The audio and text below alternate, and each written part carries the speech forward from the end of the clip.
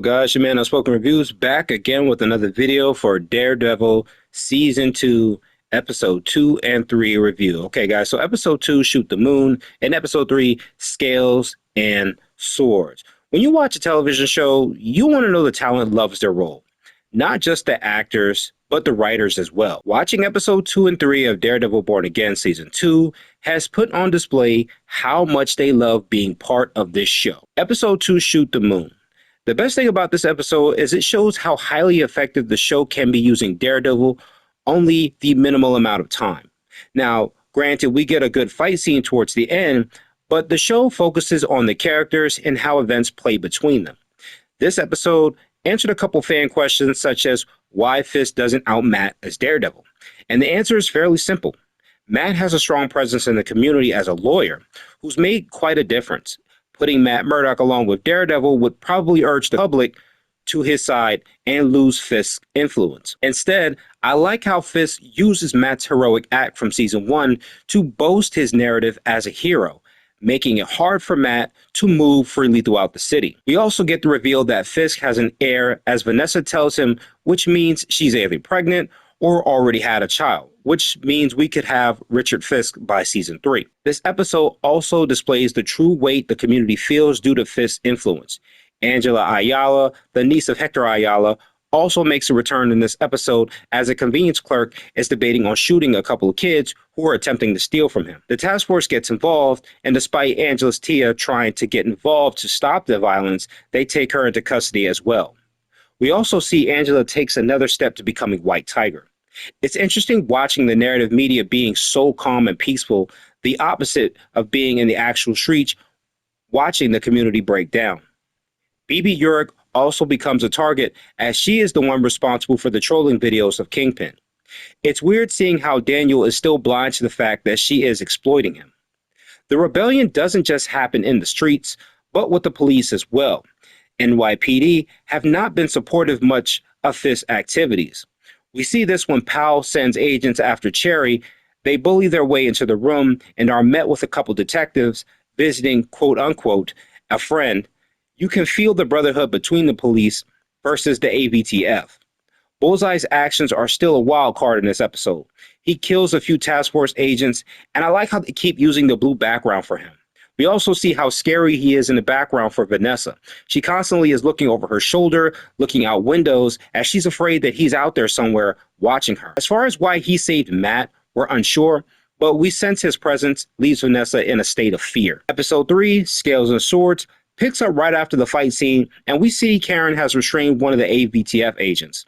Alan Saunders is actually against what Fisk and Powell are doing to the city. Getting those iconic Daredevil quiet threats is a missed feature here. I also like seeing Karen change tactics in this episode. Being in the depths of Hell's Kitchen has truly changed her, even being willing to adopt Frank Castle's methods to get the job done. I like how the episode asks if Frank is alive or where he is, knowing we're getting the Punisher special in May. Kristen has the opportunity to meet with Jack before the vigilante trial. We also see Cole has returned. Fans had caught behind-the-scene photos of him, and many of us were wondering how he survived Frank's gunshot wound. Another answer to questions the writers implement wisely. We get another glimpse of the prisoner cages that are kept at Red Hook, which takes away legal rights to the prisoners. One of the things I admire about the writers of the show, they do a great job of filling this constricting power Fisk has as an antagonist. Jack is found guilty during his trial, and you can see the odds were never in his favor with or without evidence. The judges overseeing the trial are corrupt, the DA is corrupt, the task force is also in attendance, looking to arrest anyone who causes even a hint of trouble. Fisk's smile at Jack being guilty creates this overbearing sense of sheer power he wields over everyone. Heather is no exception. The show constantly makes you feel anger and a slight sense of sympathy. She still blames all vigilantes for her mental torment, but you can also see she's slowly slipping into madness as she's kept the Muse mask. It's also hinted that her and Buck may become an item in the future. Kristen also steps up and gives Daredevil the information to find the hostages. And man, a Daredevil and swordsman team up is one thing I didn't expect, but I definitely needed. I like how Matt chooses the hostages over the weapons, and I was definitely right about that watch. We also get some additional help from Angela, who brandishes the White Tiger amulet. Also, finally taking on the mantle of the White Tiger. We see it also has given her a bit of boost of power. She kind of moves a little bit faster behind Karen, and she misses her as she's too quick. We also see that the Tiger Amulet might be influencing her emotions just a little bit, but we can also see from the previous episode that she's also anchored in trying to do the right thing, much like her uncle. Despite this victory, Fisk and Powell destroy the port to blame Daredevil and Swordsman, causing more drama. All right, guys. So this was definitely another two great episodes. Man, I gotta say, as comic book fans, we are eating good this year, man. I'm really glad to see that Marvel and Disney are trying to get back to the best things that make this show great, and not only the show, but the MCU. I'm definitely looking forward to seeing what they do with all these additional characters. I'm glad to see some of the characters that were minor roles in season one are kind of coming back and having some roles in season two. I'm definitely excited to see Jessica Jones soon. I'm definitely hoping we still get more Defenders. I'm glad to see Angela Ayala is taking on the White Tiger Amulet.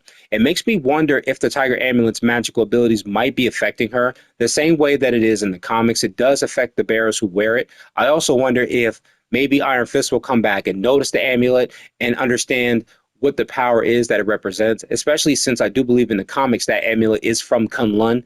So it would be pretty interesting to see how this amulet changes her over time, or if it makes her more reckless. I did see some behind the scene photos of her standing next to Daredevil as well as Jessica Jones. So it does seem that she sticks around for quite a while, making a difference. And I think it's great that Marvel and Disney are realizing that this world is just too big to limit it down to one person. And I'm glad that they decided to put Daredevil alongside the other characters just to show the scope of this world.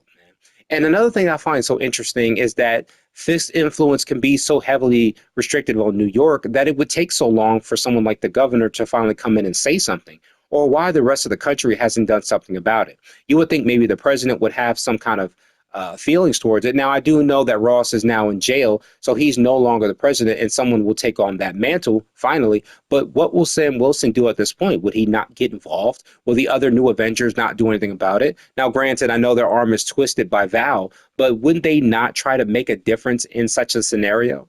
I'm not exactly sure, but let me know what you guys thought about these two episodes. I think they were pretty great. It's great to see that the writers are finally bringing us back to exactly what makes the show great.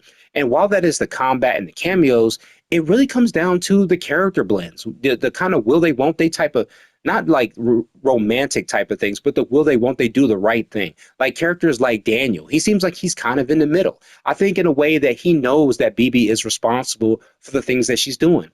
But there's a part of him that realizes what Fisk is doing is wrong, and he's starting to wonder if he should follow through on being the person that Fisk thinks he should be. It's little things like that. You know, even the small cameos speak about Mother Maggie, Matt's mother, as Bullseye's looking for her. Was he there to kill her? Was he there to talk to her about her son? I don't exactly know, but I'm excited to see where all these characters go. And I'm glad that the show is not skipping out on all things that happened before this season. But all right, guys, that was my review of episode 2 and 3. I will catch you guys in the next one. Later.